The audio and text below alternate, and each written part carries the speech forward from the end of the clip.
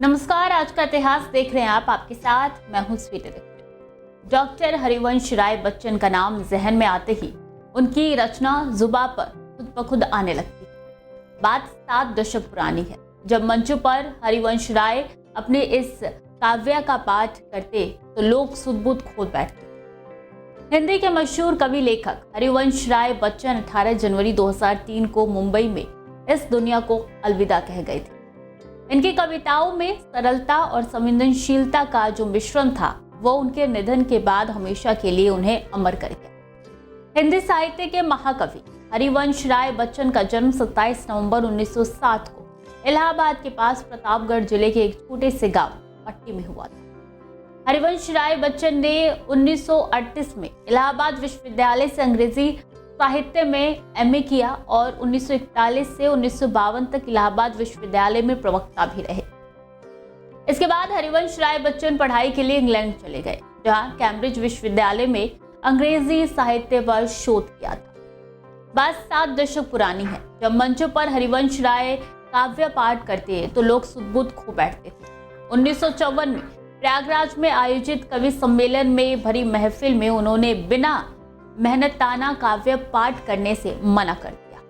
करीब 1 घंटे तक चली मान मनोबल के बाद आयोजकों को झुकना पड़ा, तब वो काव्य पाठ के लिए तैयार हुए। पहली बार हरिवंश राय बच्चन ने काव्य पाठ से 101 रुपए की कमाई की थी। उन्होंने खुद तो मेहनताना हासिल किया ही, अन्य कवियों को भी दिलवाया था।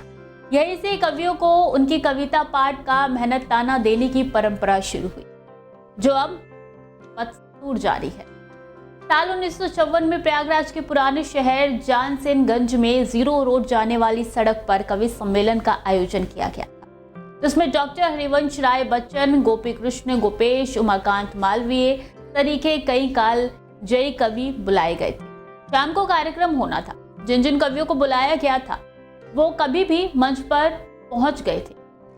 उसी समय डॉक्टर हरिवंश राय बच्चन की मधुशाला से लेकर मधुकलश, मधुबाला जैसी काव्य रचनाएं घूम रही थी। इसलिए आयोजकों ने फैसला किया था कि सबसे पहले डॉक्टर बच्चन ही अपनी काव्य रचनाएं सुनाएंगे। सारी तैयारी पूरी की गई थी, लेकिन आयोजन से ठीक पहले डॉक्टर बच्चन ने काव्य पाठ करने से मना कर दिया। वो बोले, जब आप टेंट वाले, माइक वाले को पैसा देते हो तो कवि को क्यों नहीं, जबकि कवियों की वजह से ही सारी महफिल सजती है, अन्यथा आयोजन का क्या औचित्य है।